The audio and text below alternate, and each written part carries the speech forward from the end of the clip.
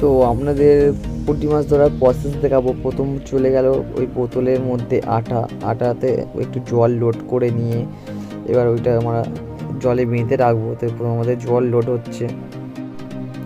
তো ফাইনালি আমাদের জল লোড হয়ে গেছে, আমরা ওখানে বেঁধে দিয়েছি। একটু কিছুক্ষণ ওয়েট করার পরে তারপরে আমরা বোতলটা তুলে দেখাবো আপনাদেরকে কত মাছ পড়েছে।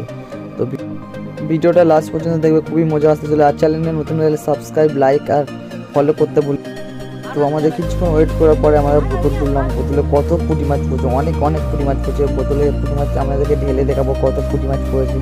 তো এই প্রসেসে আমরা আপনাদের গ্রামে খাল পুকুরে এইভাবে পুঁটি মাছ ধরতে পারবেন। প্রথম বোতলের মুখে কেটে নিয়ে আরেকটা বোতল লাগিয়ে দিয়ে ওর ভিতরে কিছু আটা দিয়ে জল ভর্তি করে বেঁধে একটু সরিয়ে দিলেই পুঁটি মাছ কাঁড়ি হয়ে যাবে।